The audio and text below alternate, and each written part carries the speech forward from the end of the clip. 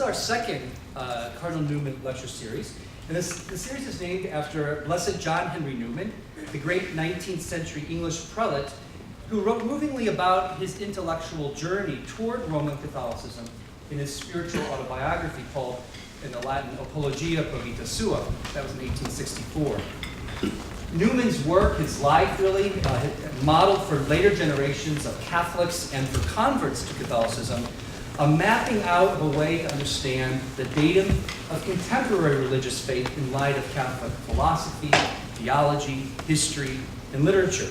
So honoring this engagement with the Catholic intellectual and artistic tradition, the Hague Center invites a scholar each year to recount the way their own discovery, or perhaps rediscovery, of the Catholic intellectual heritage has influenced their work or offered insights for further investigation. We're very pleased tonight to have with us Professor Gregory Wolfe of Seattle Pacific University. A writer, teacher, editor, and publisher, Mr. Wolfe has published over 200 essays, reviews, and articles in numerous journals such as the New York Times, the Wall Street Journal, Commonweal, and First Things, among others.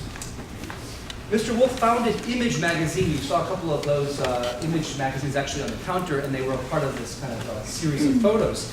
He founded this in 1989, and today it's considered one of the best of America's literary quarterlies. It's really a unique forum for the best writing and artwork that's informed by or grapples with religious faith and identity. It's one of the best, I think, exemplars, really, of what we might call today contemporary Christian humanism. I first came across Mr. Wolfe by reading those concise and insightful editorial prefaces at the beginning of the magazine.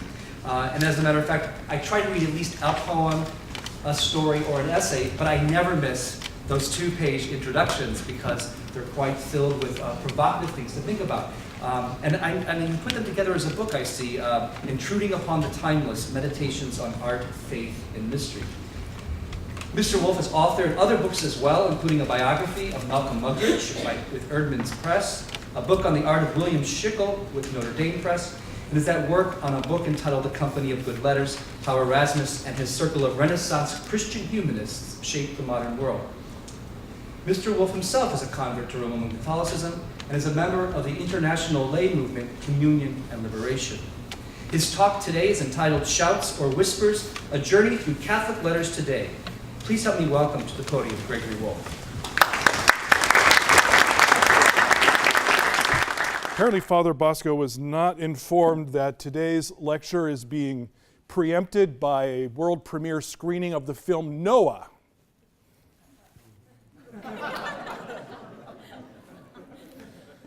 That took you a while. Kind of slow bunch, aren't you?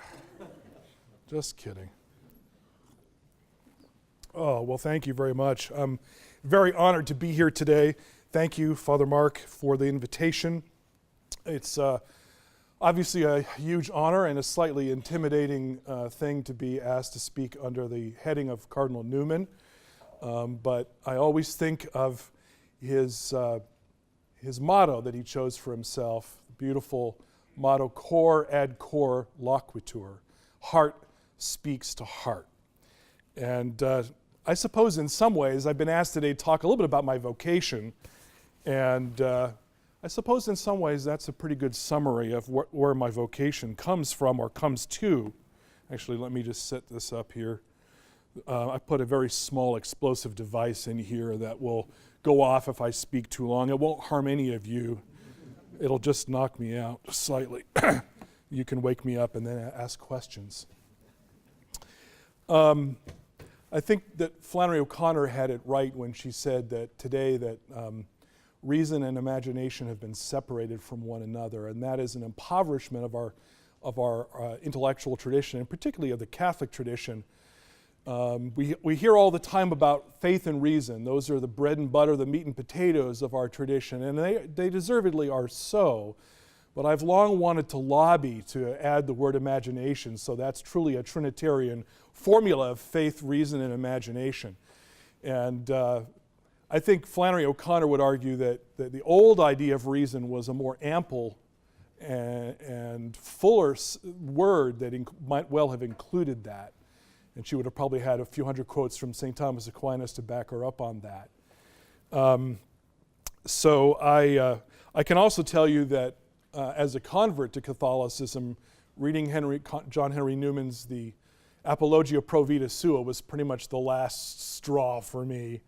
That and a couple of Vatican documents, and I marched up to Greyfriars and said, "Sign me up." Now, it's also a great honor and a pleasure to be here at a Jesuit institution, also very intimidating. I must say that I've been getting a lot of attention lately from the Dominicans, so it's nice to see a little notice from the Jesuit community. I'm really hoping at some point to get a bidding war started up. I thought I might try to tell you some Jesuit jokes, but I figure you've heard them all before. Well, there's this one, which is, a Jesuit, a Dominican, and a Franciscan walk into a bar, and the bartender says, "Is this some kind of joke?" Okay. Quit while you're behind.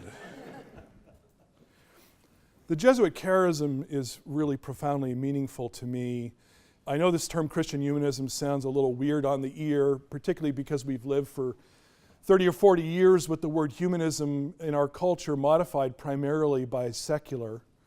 That is, in fact, a historical anomaly and not, in fact, a rich heritage of the West. If you know anything about the founding of the Jesuit order, you know that it would be impossible to think of the Jesuit charism without the great efflorescence of Renaissance Christian humanism. Now, it's true that St. Ignatius had some issues with Erasmus. He was a little touchy about Erasmus, but that whole wonderful growth of the Renaissance Christian humanist interest in the importance of literature as a moderating force to give concreteness and credibility to the abstractions that we get from the powerful realms of philosophy and theology was very much at the heart of the Jesuit order's founding. In fact, one book that's been hugely influential for me is a book by a Jesuit named John W. O'Malley called Four Cultures of the West. It's a really wonderfully accessible book. He's a professor at another institution you might have heard of called Georgetown, and his book is called Four Cultures of the West. Really well written, written for just the basically college-educated audience. It tells of these four cultures that he says there are more, but these kind of core cultures, the prophetic religious culture, the academic skeptical culture, and he talks about how powerful those are, founding the kind of Judeo-Christian classical synthesis that is Western culture. He also talks about how demanding they are, how all-encompassing they are. Reason and revelation each come on strong and sometimes want to elbow the other aside. And then he says culture 3 is the culture of rhetoric and literature and of the imagination. And this third culture, the rhetoric culture of rhetoric, is a kind of mediating force. Rhetoric is about how to unite things that become separate and divided. And the word, again, is just like humanism has been more or less ruined for us because we think of rhetoric as just lies and manipulation. But in the ancient sense of rhetoric, it was this thing that tries to make connections between people who are potentially at odds or divided from one another. And then the fourth culture, he said, is the culture of the visual and the performing arts. And Father O'Malley wrote this book in many ways. He's very kind of coy about this, or just shy and reticent about it, but I think this book came out of his desire to understand his own Jesuit charism, because in many ways the Jesuits pursued in a very active way a beautiful and really admirable synthesis of these four cultures to kind of bring these sometimes warring kinds of ways of human endeavor into a kind of balance and dialogue with each other is really amazing. I don't know how many of you know, but the Jesuits, for example, were, speaking of that fourth culture, were absolutely central in kind of launching what you might call both modern opera and modern ballet from the very, very early decades of their culture. So it's wonderful to be here in such a context. Now, I'm speaking about my vocation, about sort of what's led me to write the way I have and to publish the kind of journal that I have. I've been thinking about this a little bit lately because it is officially the 25th anniversary of Image this year. Brings to mind the Grateful Dead's line, "What a long, strange trip it's been." So I've been thinking a lot about these issues, and I'm grateful to be asked to speak about them. My story is a story of a place where art, religion, and politics meet. My pilgrimage, my journey, has taken me from a very interesting part of the American subculture. I grew up in what you would call the conservative intellectual movement. I sort of had Bill Buckley's National Review magazine, tucked into my, bassinet when I was very young, because my father was involved with this. This is the rise of modern conservative intellectual political thought in the post-war era. And I was a good son and followed in my father's footsteps and went to a college one state over that's well known for being a mecca for young conservatives. And so my education was kind of driven by those political concerns. At the same time, I always, in addition to the political and economic realm, I always loved the world of the arts and the literature. That's because my father, who was a writer and a crusader for causes, anti-communist causes, pro-free market causes. My mother was not so political. She was interested in the arts, particularly the visual arts and dance, and I was privileged enough to be able to grow up, at least for part of my youth, in Manhattan. So my mom's idea of kind of an outing would be to take me a few blocks over to the Guggenheim Museum, or maybe to the Whitney, certainly to the Metropolitan. Occasionally she'd let me go to the Museum of Natural History so I could look at the dinosaurs and the cheetahs and the baboons and so on, as a little bit of a concession. But I've realized more and more how this affected me, because in an era where a lot of us are pretty alienated from contemporary art, often for good reasons, because a lot of it seems to, as I published an essay once in Image about a guy's visit to the Tate Modern in London, and the title of the essay was "Art That Hates You." And we've all suffered from art that seems to hate us, and so we're often alienated from it and feel more comfortable looking towards the classics of the past. But I've more and more realized that my constant immersion in contemporary art, going to places like the Guggenheim and the Whitney, probably cultivated in me just an extra openness to this, an extra curiosity about this that has kind of shaped the way that I've gone about doing things. And so when I got to college, I had politics and I had the literary imaginative arts side, and they were kind of warring together. And I was told about a writer named T.S. Eliot, and immediately I was interested because I was told that Eliot was a traditional Christian who knew how to bash those secular Bloomsbury intellectuals, and that when Eliot would publish an essay upholding the great Anglican tradition, Virginia Woolf would have go to bed and have a migraine for 5 days. And I thought, yes, that's right. And then I came across a famous manifesto that Eliot uttered at one point. I think he came later to regret it for its very reductive and simplistic kind of approach. But at one point, when he was at his most feisty, kind of fighting with these secular intellectuals of his era, he said, in aesthetics, I am a classicist. And you have to realize that may seem like, who cares, blah. But in those days, Romanticism was still worshipped and super powerful, and to be a kind of classicist, stiff upper spine kind of thing, was really to be as corny and sort of reactionary as possible. And he said, in religion, I am Anglo-Catholic. And of course, that also felt like very pretentious, high church, smells and bells, as they would call it in the Anglican tradition. But then came the kicker where he said, and in politics, I am a monarchist. Now, as a young American conservative weenie, you can't get any more conservative than saying monarchy, yes! Right? Okay, forget democracy. Okay, never mind. Never mind. You guys had coffee yet or something? Just kidding.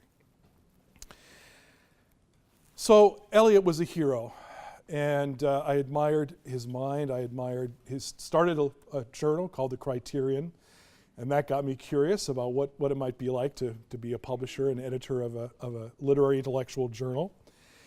And eventually I ended up having to read his poetry because generally speaking, he's kind of known as a poet. He's sort of published poetry, and that's sort of why people thought he was a big deal.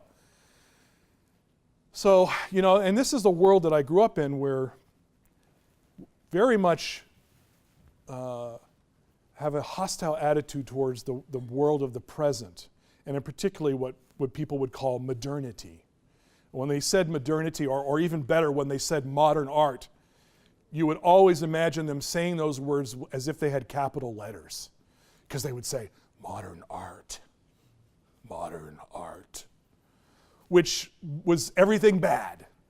It was, with all these artists doing abstraction, and these writers writing in fragments with all these difficult, heavy allusions that you have to track down. Of course, they put given English professors cushy jobs ever since. But, and I read Eliot, and I sort of had this little cognitive dissonance thing where I was going along, reading The Wasteland. Oh yeah, Wasteland, the modern world's a wasteland, right, yes.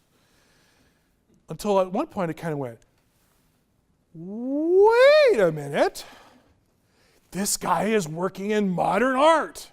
Oh no. Because Eliot's poetry was quintessentially high modernism. It was full of fragments, full of difficult allusions. So I had a kind of crisis of faith, because my conservative brethren were like, modernity is bad, modern art is bad. And in some ways they had, what I've now come to realize, to quote that early church heresy, a kind of Gnostic attitude. That's spelled with a G, so Gnostic. Anyway.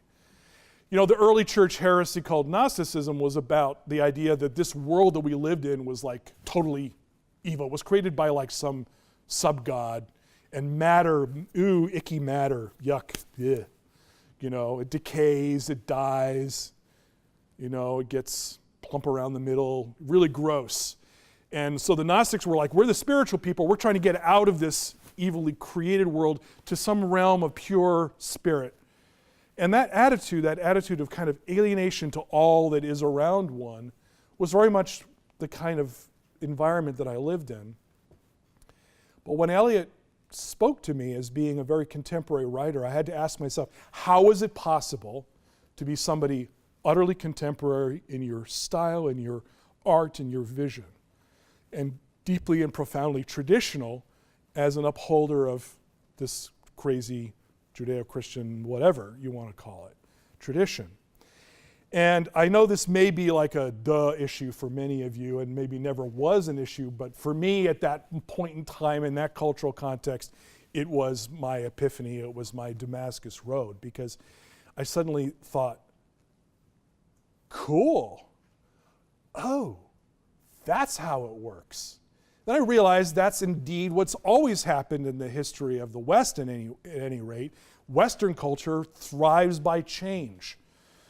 Stylistic change comes about because one style starts becoming rote and is expected, and it calcifies and hardens, and it doesn't speak the way that it did when it first burst onto the scene. Something new comes around, new cultural circumstances, new challenges, and artists find a new language in which to deal with this. We tend to forget this. I mean, imagine, I always think what it would be like. Let's say you were like the greatest Romanesque architect in the world, and you were sitting there with your Romanesque architectural genius buddies, and you walk into that first Gothic cathedral, and you go, what do they think they are? All that light, all that verticality, none of the reassuring round arches of stability, all this pointy, crazy, unstable, those guys are full of pride and arrogance. And I, came to realize, oh, well, that is actually how it happens. Styles change, they enable new languages to come out, and so that the thing itself, the thing being preserved, is preserved by that discovery of the new language, the new form. So I'm all excited. And I come back to my brethren and sisterin, and I say, guess what I figured out? And I said, then there's this Flannery O'Connor, get this. She uses violence and the grotesque. This is like before Tarantino. And, and I was like, that kicks some real ass. And isn't it cool, and it's slightly gross, but it's in your face, and it's weird, and it's mind-blowing. And, I would come back to my brethren and sisterin, and they would kind of all more or less go, meh. Let's read Dante. Well, I love Dante, but I kind of thought, wait, conservatives, hey, we're supposed to conserve something. Like, that means it has to still be alive? But essentially, the people around me thought something had died. It was dead. It was gone. It was preserved in museums and dusty marble bookended libraries. And so this was a real trauma for me, but I was trying to be a good conservative guy. Really, I was kind of being groomed in some ways, and willingly, to be kind of a culture warrior.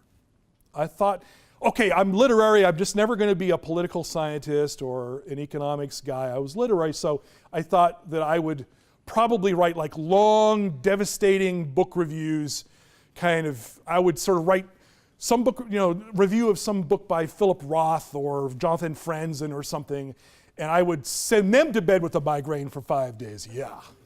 Oh yeah.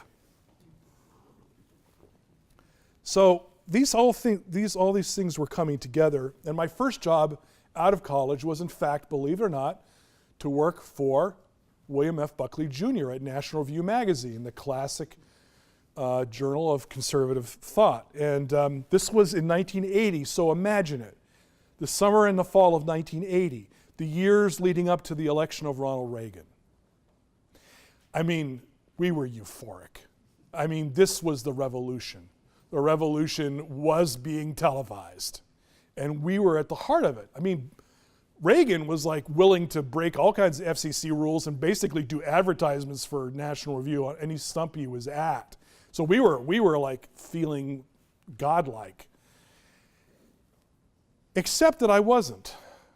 I was struggling with all these conundrums, all these attitudes, this sort of political, ideological animus against the world that we lived in. It seemed so abstract. And it didn't help the fact that the minute that Reagan, was elected, I started, I was a junior guy, so I had to answer the phone all the time, and the phone just kept ringing off the hook saying, hey, have you heard are there any jobs in the Department of Education? And I'm like, isn't our editorial line that we should abolish the Department of Education? Oh no, but what's the difference between a G5 and a G6 salary range? Oh, anyway, so I was alienated, I was conflicted, and I wanted to get the hell out of Dodge. And I did. I went to grad school in England. And I pursued my hunches about art and literature and faith and the way that you preserve an ancient tradition. What I came to believe was summed up so beautifully by Yaroslav Pelikan, the great church historian, that tradition is the living faith of the dead. But traditionalism is the dead faith of the living. And I was sick of the dead faith of the living, and I wanted the living faith of the dead. I wanted to find how that was. And so, at that point in my life, I had essentially, you can tell I'm a pretty sturdy guy, right? Somebody said, Greg, there are thoroughbreds and there are workhorses. You're a workhorse. And that's true. I'm big and hairy and loud. I come from New York City. I'm not exactly frail, but I had, for my life, at that point in grad school, the equivalent of a kind of breakdown. Steam was coming out of my ears. This does not compute. I really was having a difficult time. And I realized that dream of being a critic, a deconstructor, an attacker, and a ginner was not for me. I couldn't do it. I just couldn't do it. I didn't have the heart for it. And in fact, shockingly, what I really wanted to do was in fact the opposite. I wanted to build, I wanted to nurture, I wanted to educate, I wanted to bring people together. Crazy stuff, absolutely crazy stuff. And I really had no real sense of why all that was happening. So these insights basically came down to three fundamental realizations that I had. One was that culture is in some senses being neglected in an era of politicization. That politicization reduces everything to ideology and to abstraction, and that it sucks all the oxygen out of the air, that it thins out the cultural life by making it just a war of partisan against partisan. That in fact, politics, though a noble and necessary human enterprise, politics is shaped more powerfully by culture than politics is able to shape culture. That what we fight over in the political realm ultimately is shaped by the stories, the images, the symbols, the metaphors about what does health mean? What does choice mean? What does family mean? What does marriage mean? Well, the place where those meanings are made are in the concreteness of stories, narratives, novels, poems, paintings, dramas, etc. So that was one realization. The second realization was that styles change. Culture changes. Artistic styles reflect what's going on at the time. And that even if you are somewhat at odds with your time, you simply cannot act as if you are living in a time of Michelangelo or Shakespeare as much as you might like to. Then your work just becomes parody. You have to, even if you're fighting against the dominant idols of your time, you still have to take it into account in some ways. And Eliot did, and that's what I finally figured out about Eliot, was he would quote a fragment. For example, famously in his Ash Wednesday, he quotes this fragment from the famous Catholic hymn to Mary, the Salve Regina. After this our exile, he just puts that little fragment there. And of course, you read Eliot, he was kind of a depressive, melancholy guy, and you got this little fragment sitting on its own line, after this our exile. Oh, was this Eliot just being, grumpy and talking about, again, the modern world, we're exiled from paradise. Until you realize that the fragment, he wants us to look at the broken end of the fragment and think, what is the piece that fits where that fragment ends? What would be the whole? He's asking us, shocking, as readers, to do the work, to kind of put two and two together. And of course, as that hymn to Mary goes on, and after this our exile, show us the blessed fruit of thy womb, Jesus. That is what we've forgotten. That's what the fragment is hinting about, a kind of wholeness. So, culture more than politics. Styles change. Be aware of how artistic forms change in order to preserve ancient beliefs, traditions, traumas, conflicts. And then finally, this breakdown, this sense that I could no longer deconstruct, but that I had to construct. Into all this mix was my theological journey, and I'll make this mercifully short for you, but I was raised, it was kind of an odd upbringing theologically. When I was very young, we went to the Christian Science church, and then we shifted over to the Congregational church. So I didn't have an evangelical or Calvinist or Lutheran background to have to overcome. I'd call it more of an Emersonian kind of religiosity, a rather vague Emersonian religiosity. But nonetheless, it was not doing it for me. It was not doing it for me. It again felt too much in the head. I mean, God bless Christian Science. I don't want to say anything that's merely bigoted. I have great respect for it. Some of it still has rubbed itself off on me. But in some ways, Christian Science is a Gnostic abstraction. The flesh is, an illness are not real, and that if we only think properly, if we only use our noggin properly, everything will be okay. Well, I believe that there's a little thing called reality that the old noggin bumps into once in a while, and it has sharp edges and can't be just blown off. So I felt this was all very thin gruel. I wanted something more, but Catholicism was pretty out there for me. Growing up in a kind of waspy northeastern environment, I was really not very sure about it, but my reading ultimately converted me. I began to be fascinated by this group of novelists that I kept coming across. People kept saying, have you heard of Graham Greene? Have you heard of Evelyn Waugh? Georges Bernanos, Francois Mauriac, even Shusaku Endo, the Japanese Catholic novelist. I began to read these books. And in them I felt was a strength and a kind of strange paradoxical energy that really excited me. The key paradox that really still drives me today is Catholicism is this theological tradition that has a very high view of nature. We're not the types as Catholics to talk about, the total depravity of man. We have a higher view of human nature, of nature itself. Yes, it's been marred by sin, by the fall, but it's still possible to see much of God's intention and design and natural law within the world of nature. So the world of nature and grace in the Catholic world is deeply sacramental. It's the possibility of God's presence in the humblest of things is very much an attractive thing for me. I grew up in a very dualistic world. Now we're holy, now we're unholy. Now we do higher things, now we do lower things. And I was kind of living that sort of dualism in a way that really was part of the struggle that I was trying to find a way to live a more holistic experience. So on the one hand, Catholicism seems to say nature and grace, God and man, creator and creation are this beautiful, seamless continuity.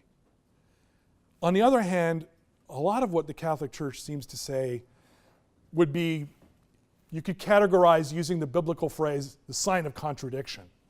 Because this tradition that seemed to have such a wonderful sacramental positive view, at the same time seemed to have lots of weird stuff that just went totally against common sense, particularly in the moral realm.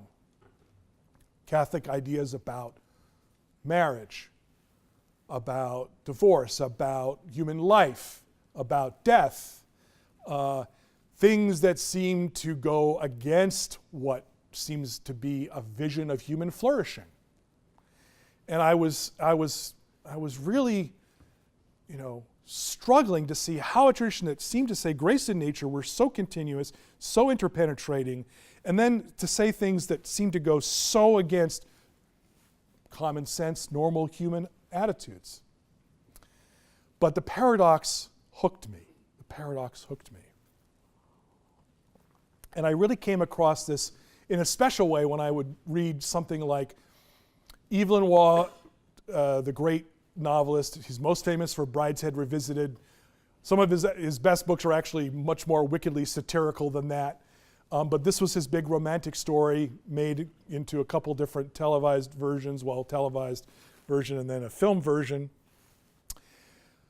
And you know the story, or you probably heard about it. It's about, these young people before World War II, and first the protagonist is in a deep relationship with a son of this aristocratic family, and then he gets into trouble and things go bad, and then this protagonist, Charles Ryder, falls in love with his sister, but she gets married to somebody else, and life goes on, and things go bad, and then he and this woman reunite and have an affair and decide that they're going to live happily ever. But this is the Catholic family, so they have all these weird ideas.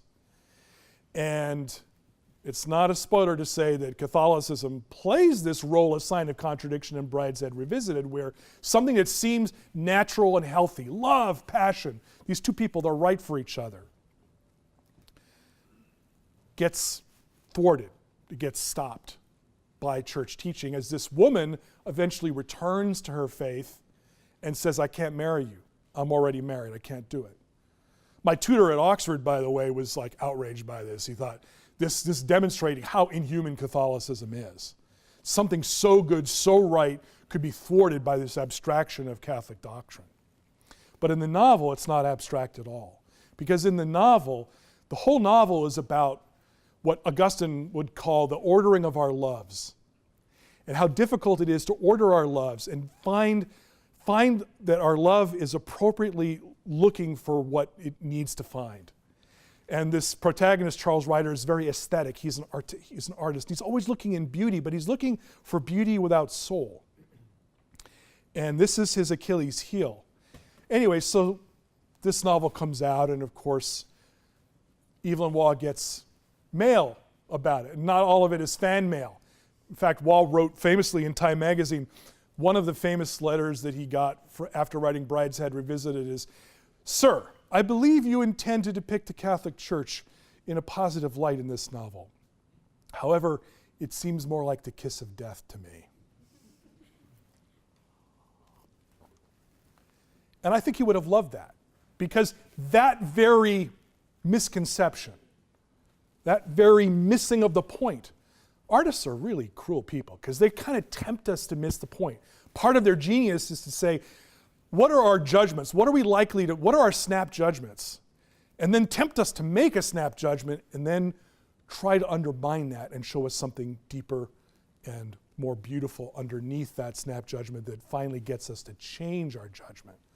By the end of that novel, Charles Ryder, who's now in the Holocaust of World War II, has suddenly to pass by a little chapel where he sees a little flickering red candle, indicating the real presence of the sacrament there. And it says his step was lightened as he walked by. And that's as close as the book comes to affirming a change within him, that he's finally seen that what seemingly is inhuman has finally helped him to order his loves in a profound way. One thing I loved about Catholicism was that it didn't seem to be afraid of human desire. It did not treat desire as the enemy. That understood that desire, our love, is that which is driving us toward our destiny. And that the point is not to repress our desires or to be alienated from our desires or to simply label them as dark, dangerous things, but to say, what is their goal? What is their true end? So that to me was beautiful. The fact that the church was not alienated from the body was powerful to me. The fact in the long run that the church embraced suffering was important to me. My parents had divorced when I was in high school. I had grown up in a world where the very kindly minister came by and tried to ask us to look on the bright side. And God bless him, he had a terrible job. But he didn't have any theological language in which to talk about something that's broken, that's not going to get fixed this side of heaven. And that kind of fundamental dishonesty about the nature of reality is one of the Achilles heels of a lot of forms of Christianity in the world. But I sensed in these writers an embrace of suffering as itself a kind of sign of contradiction. Suffering as the kind of hollowing out of our hearts that makes a place for God to come in. It doesn't valorize suffering, it doesn't pretend that it's not horrible, but shows us that it is the pathway toward ordering our loves. I often think that the Americans have a particularly difficult time accepting tragedy. We say very blithely that Christianity is comic, right? Because comedy is circular. Creation, fall, redemption. Everything goes back to where it should be. And there's a deep truth to that. Dante's Divine Comedy is called a comedy, commedia, in that very sense. But there is also the cross. And that commedia, that circle, has a line, a linear line that's there, that goes athwart it. That's why the corpus on the cross, the crucifix, started to mean more to me than that empty cross, because I understood what suffering was, what loss was, and these novelists treated it so well. Graham Greene, in The Power and the Glory, showed me a world in which fallible, suffering, needy, desiring beings could nonetheless come to a place of mercy. At one point, the priest, who's known famously as the whiskey priest in this story, says, the narrator says, how often the priest had heard that same confession. Man was so limited, he hadn't even the ingenuity to invent a new vice. The animals knew as much. It was for this world that Christ had died. The more evil you saw and heard about you, the greater glory lay around the death. It was too easy to die for what was good or beautiful, for home or children or a civilization. It needed a God to die for the half-hearted and the corrupt.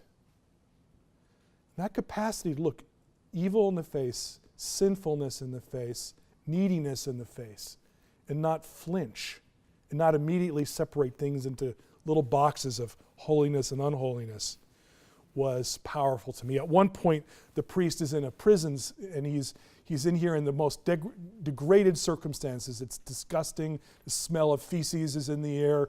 There are people who are poor. This is during the communist persecution of Catholicism in Mexico in the 1920s.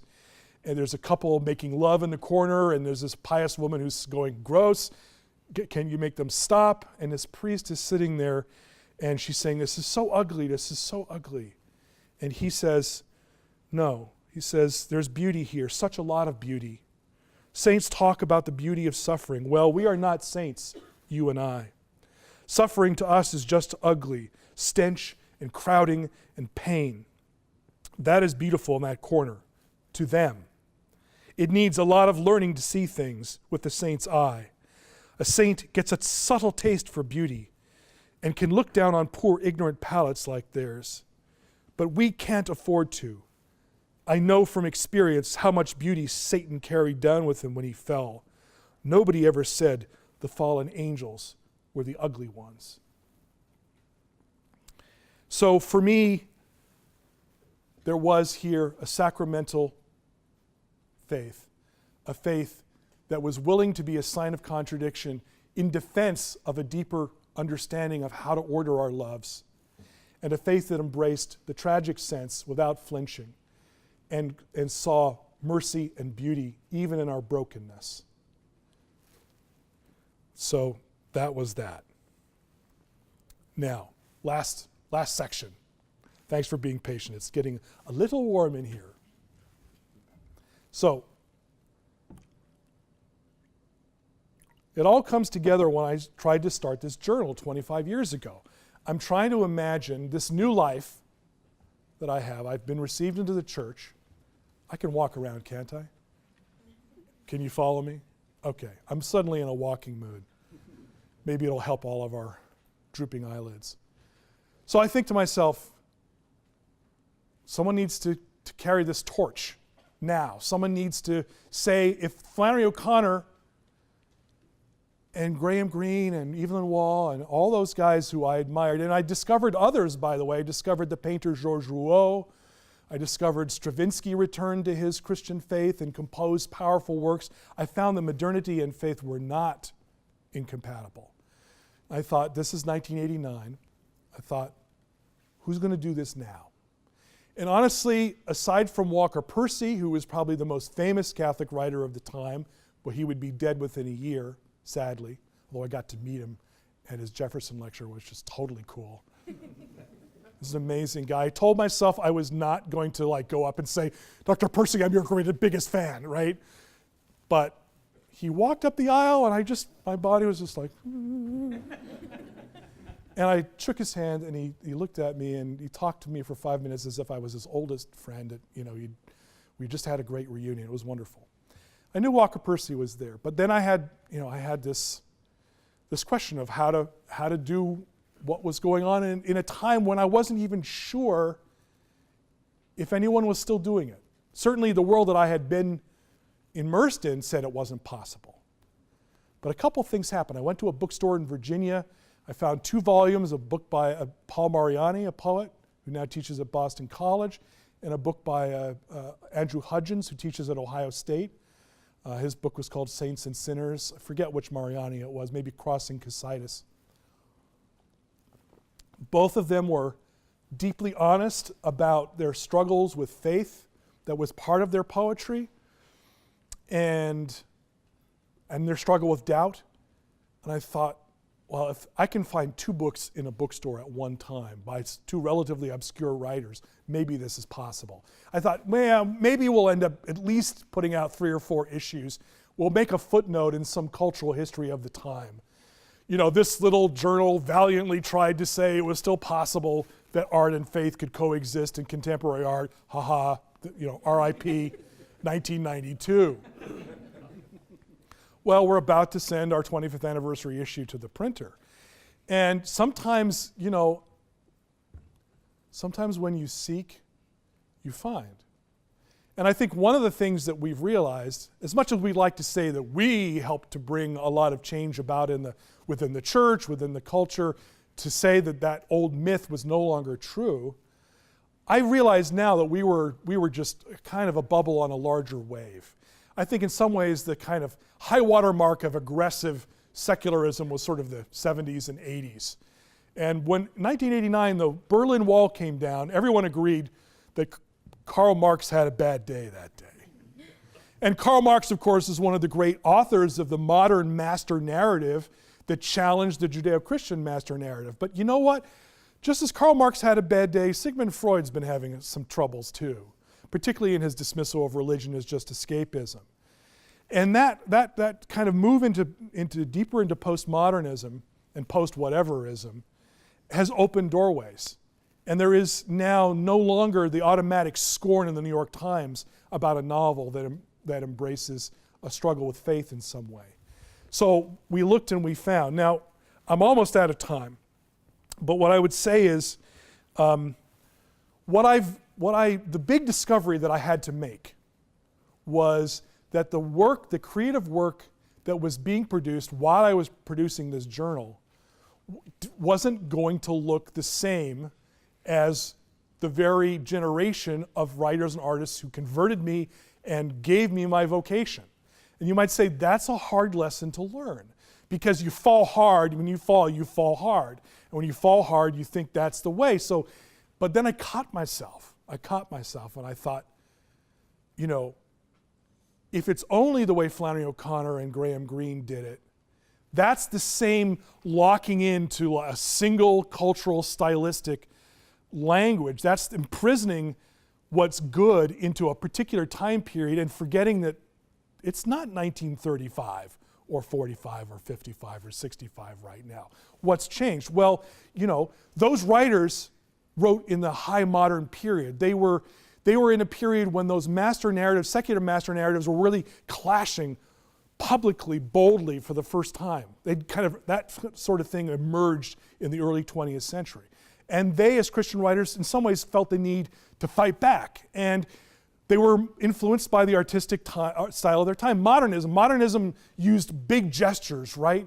You had Ezra Pound writing cantos and cantos and cantos and cantos so that the volume becomes this big. You had Joyce writing Ulysses. He writes this huge long novel, but he undergirds it with this classic ancient mythic structure.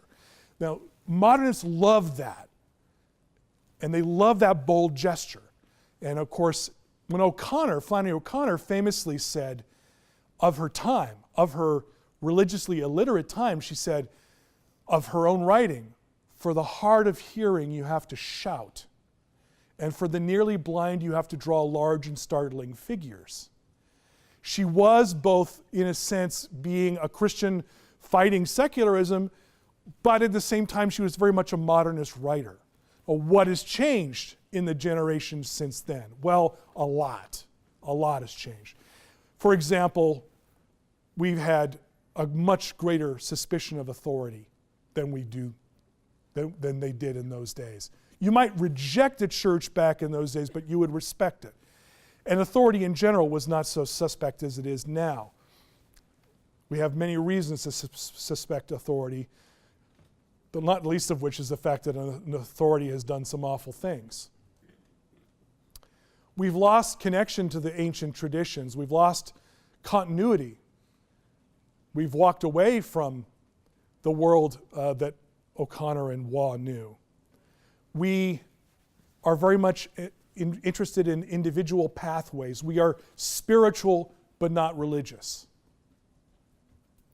So the writing and the art of the present that is going to try to connect with faith is probably going to be more tentative, more a matter of catching some faint echo of a still small voice, rather than boldly asserting through violence and the grotesque, or some vast, persecution of a priest by a communist regime, power and the glory, some much more domestic, quiet kinds of stories. And in fact, what I've tried to, in various things that I've written, tried to contrast would be to take a look at, put the power and the glory alongside a more contemporary novel that also tries to look at a saintly figure, at what holiness might mean. Because, of course, the whiskey priest in some ways ultimately is a martyr. And that's where a novel like Alice McDermott's Charming Billy is so instructive. Charming Billy is not about a priest being hounded through the Mexican jungle by communistic, atheist, lieutenant, evil guy. Billy is an Irish American growing up in the 40s in Queens, New York, ultimately working for Con Ed. Lower middle class guy, Irish guy. But here's the story. Billy, as a young man, meets a young woman from Ireland, of course, the home country, and falls in love with her. Flaming red hair, an idyllic moment. And they decide that they're going to get married. And she says she needs to go back to Ireland to, get organized and prepare the way. And he says, fine, she goes. And then weeks later, he's told that she's died. And of course, this isn't a plot spoiler. I know how terrible plot spoilers are. But she hasn't died at all. You kind of learn this within 20 pages of the beginning of the book. She's had cold feet. She's decided she doesn't want to do it. But the person who told Billy knew how in love with her. He decides through that lie to try to be merciful and to just kind of cut it off so that Billy no longer even thinks about it as a possibility. Well, obviously, Billy is devastated. He later goes on to become an alcoholic. And yet, Billy is one of those drunks who's always still charming. He's not an angry drunk. He's a sweet drunk, even if you have to collect him off the floor of the tavern at 3 a.m. and throw him in his bed. And he's always doing these amazing things. He's like writing little notes on cocktail napkins, popping in the mail, little love notes. I call them the epistles of St. Billy. They're beautiful. It's a beautiful little touch. And he's very quietly Catholic, but the novel barely kind of touches on it. There's one point where Billy kind of erupts later in life, and Billy says, he erupts and he says, people say, the passion of our Lord was not so terrible because there was the resurrection. Well, it was terrible because death is terrible. And I will not embrace that kind of Pollyanna view. He went through it because it was terrible. This is kind of the tragic sense of life coming out again. And that's it. It's a very subtle book. Was he a saint? People could, Billy was a saint. Well, he's not a martyr to a communist regime, so maybe he wasn't a saint. It's easy to dismiss him as an alcoholic, but his faith, the alcoholism comes out of a woundedness, that woundedness of a faith in the beauty of love, the faith in this woman, the faith in Christ that he still maintains despite this suffering, despite this loss in his life. Now, I've been in a debate, some of you may have heard, with some contemporary Catholic writers like Dana Joy and Paul Elie.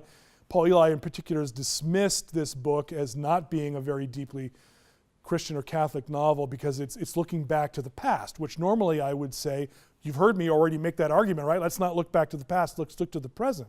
But what Elie misses about this novel is that it's told by a narrator. And the narrator is somebody who very much lives in the present. She's the next generation down. She's left Queens for good. She now lives in Seattle, which is about as far from Queens as you can get. It's the modern world of postmodern technology and freedom from religion and institutions as you can get. But she tells the story. And if you look carefully, if you read carefully, the way that she begins to change, the fact that she's even telling the story about Billy, why is she so fascinated by him? We see her change from anger at the church to a sense of her own generation's inadequacies. At one point she says, of her own generation, self-sacrifice having been recognized as a delusion by then. And then she adds this little kicker, if I can find my place. Not a virtue. Self-consciousness more the vogue. Self-consciousness more the vogue. That's her speaking of her generation. By the end of the story, after telling Billy's story, she speaks at the very end of my father's faith and Billy's and some part of my own. That's that tentative, whispering faith. It's no longer a shout. Now, again, I'm over my time. Are shouts and whispers the only two ways to speak about faith in the dramatic form of art and literature? No. There's probably, every good analogy breaks down. There may be squeaks of faith, honks of faith, I don't know. I really don't want to push this metaphor too far. Do I believe through this career of mine that, as some of these people I've been debating, that we don't have contemporary writers who equal that other generation? No, I don't. I really believe that we have writers today who are every bit the equal of those earlier generation. If you want to do it in Q&A, I can try to tell you why I think Cormac McCarthy is the greatest living Catholic writer. Profoundly Catholic vision, even though a lot of people suspect McCarthy of a kind of nihilism. But that's the artist tricking you. He's trying to trick you into thinking that in order to see if you might figure out why that's not true. So, I hope to be going at this for, if not 25 more years, a few more. And let me close with a poem. I started by talking about Newman and Heart Speaks to Heart and the importance of the way that the imagination helps us to move away from abstraction and ideology towards reality and towards real communion and connection. And I thought of this poem by the great Scott Cairns, poet at University of Missouri, who's done a series of poems, very playful, funny poems if you're into his kind of humor, called Adventures in New Testament Greek. And this poem is called Adventures in New Testament Greek, nous, which is the Greek word for reason. So here's Adventures in New Testament Greek, nous, by Scott Cairns. You could almost think the word synonymous with mind, given our so far narrow history, and the excessive esteem in which we have been led to hold what is, in this case, our rightly designated nervous system. Little wonder then that some presume the mind itself both part and parcel of the person, the very seat of soul, and lately crucible for a host of chemical incentives, of which can pretty much answer for most of our habits and for our affections. When even the handy lexicon cannot quite place the nous as anything beyond one rustic ancestor of reason, you might be satisfied to trouble the old term no further, and so would fail to find your way to it. Most fruitful faculty, untried, dormant in its roaring cave, the heart's intellective aptitude grows dim, unless you find a way to waken it. So, let's try something, even now. And we can try this too. Let's try something, even now. Even as you tend these lines, attend for a moment to your breath as you draw it in. Regard the breath's cool descent, a stream from mouth to throat to the furnace of the heart. Observe that queer, cool confluence of breath and blood, and do your thinking there. Thank you very much. Besides Alice McDermott and Cormac McCarthy, I wonder what other contemporary writers of whatever faith do you think that dramatizing will struggle with fate in the contemporary world? Well, again, debatably, but I would put a vote in favor Marilynne Robinson. I mean, Pulitzer Prize winning author of Gilead. Now again, Paul Elie dismisses her because she's writing about the mid-1950s. But even the fact that some of these writers today are writing about an older generation speaks to the nature of our time. It is in some ways, every generation has to question its ancestors. It's the children questioning the parents. Where did you get this from? This thing that you seem to hold so naturally, that doesn't come naturally to me. So I'm not as put out as Paul Elie is by some of these books that are set in the past, but I think the depiction of John Ames, the preacher there, and the very subtle indictment of the church and of America for racism that runs throughout those books. The Home is the second. The third volume in what really is a trilogy called Lila will be coming out later this year.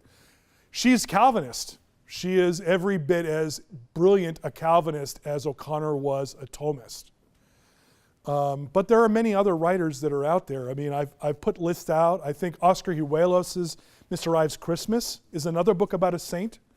So in some ways, it's kind of fun to read The Power and the Glory, Charming Billy, and Mr. Ives' Christmas. Another book about a saint I'm really excited about is by a very young author, or at least emerging author, named Christopher Beha, I don't know how to pronounce his name, B-E-H-A, called What Happened to Sophie Wilder. It was published by Tin House, which is a literary magazine, a secular publisher. What happened to Sophie Wilder, well, that's a term that takes on all kinds of different meanings when you read the book. But this is a young, vivacious writer, published her first book, marriage goes bad, reads The Seven-Story Mountain by Thomas Merton, and to the shock of everyone around her, becomes Catholic.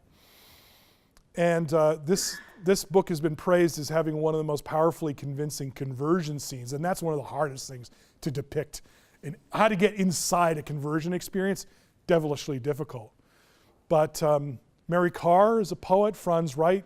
There are still people like Mary Gordon around who sometimes slip our mind, who are deeply, profoundly Catholic in their sensibilities. There are many beyond the Catholic fold. Sir Geoffrey Hill, currently professor of poetry at Oxford, at least by some standards, the greatest living poet in English. I mean, it's debatable, of course, but he has that kind of gravitas, even the prophetic dimension that you would use in the same terms for T.S. Eliot, for example. In contemporary music, you have composers like Arvo Pärt, the late Henryk Gorecki,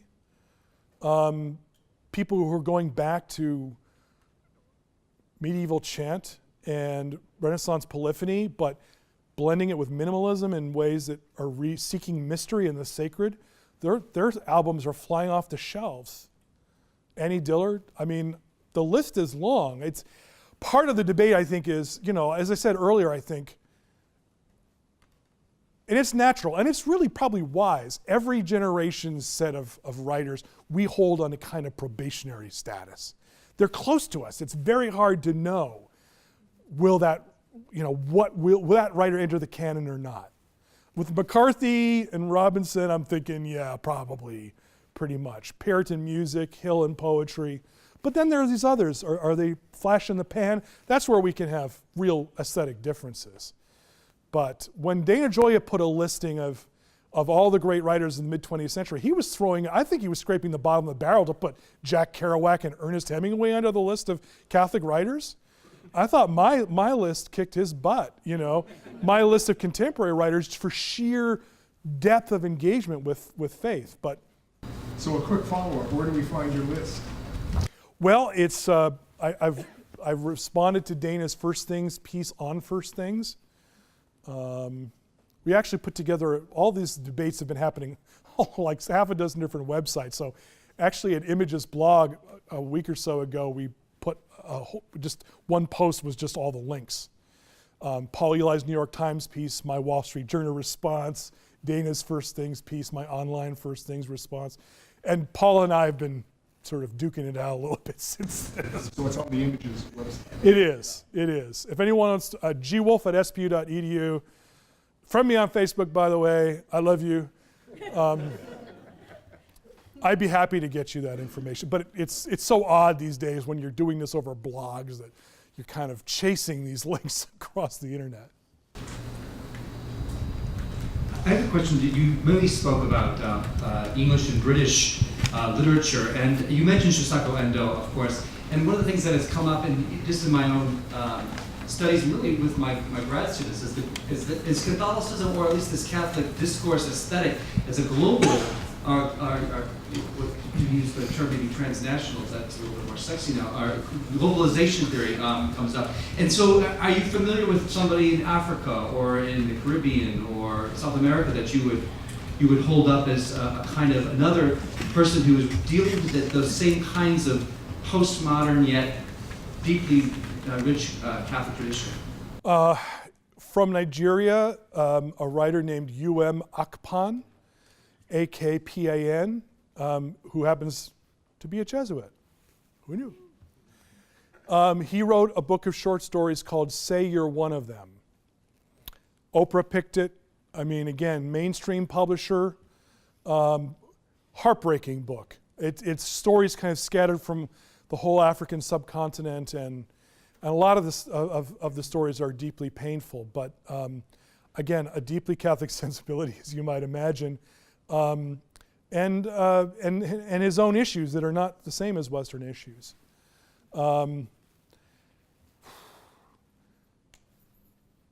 There's a Swedish Catholic convert, Torgny Lindgren, really crazy stuff. He wrote this novel about King David that was like way out of line. It was, and totally cool. Very naughty book, but serious, not ironic. The recent Nobelist, Thomas Transtromer, he's not Catholic. I think he's Lutheran, if anything. But Transtromer's poetry contains deep, sincere grappling with issues of faith and doubt. Wee Wee Tan, Singaporean writer, very young still, probably barely into her 40s now. She wrote a book called Foreign Bodies, about being young and global and going from Singapore to Oxford and New York. And so there are, in fact, transnational writers, and their work is enriching and demonstrating the whole Catholicity principle. Any other question? I was wondering, so I read Dana Joy's thing in First Things, and one of his sort of arguments maybe wasn't just that there's a narrative decline in Catholic arts, but that the Catholic church and culture isn't doing enough to sort of support the artists that are there. So I was wondering if you thought that that was a fair statement, like if it, I was mid-century Catholicism better at saying, here are our great artists, Catholics should read them, and that's less true today, or is that sort of a false line of thought? The footnote to that would be that I think the mid-century Catholic embrace of those artists and writers was less fulsome than he thinks it was. I mean, you had people like Graham Greene getting addressed by the Vatican, what the equivalent of the CDF, the Congregation for the Doctrine of the Faith. You had Evelyn Waugh, who was making fun of Western colonialism in Africa by using the satirical device in his novel Black Mischief of a pageant of contraception in which the Westerners were coming in and they were trying, anyway, long story short. And he was he had to answer to the Archbishop of Westminster. Anyway, so there's a little, face it, writers are neurotic loners who are desperate for company. And the notion of some wonderfully clubbable group of people in the old days has been a little bit romanticized. Dana and I do agree that there's kind of a bottleneck right now, and the bottleneck in some ways is both the hierarchy, although he's given up on them, and so have I, sorry. But even more importantly, kind of Catholic intellectual discourse. I've written for Commonweal, I've written for First Things. They're probably going to never ask me again, but they get F minus. Because again, politics is everything. Politics drives everything, and the cultural, this need, and it's not just literature and the arts, we Catholics are living in a thinner and thinner culture. It's not just that we don't appreciate the arts, it's that we're not living a thick cultural Catholicism anymore. It's reduced to ideas and manifestos and stands. But there's this bottleneck through the Catholic intellectual culture, and I think Catholic study centers and intellectual centers are beginning to take up some of the slack. I've been working with the Institute for Advanced Catholic Studies at USC, Father Jim Heft, who's amazing. There are really vibrant Catholic studies centers at the University of St. Thomas and elsewhere that are beginning to do this. There are blogs. Jesuit Post has been doing a wonderful series of interviews with some of these literary guys like Dana and me and Nick Rapatrizzone and so on. So we've got to try to sort of smash that bottleneck and open up the conversation and not make politics trump everything else. Well, thank you very much. This was really an extraordinary time with us today. We really appreciate it. Gregory Wolfe, everybody. Please give him a round of applause.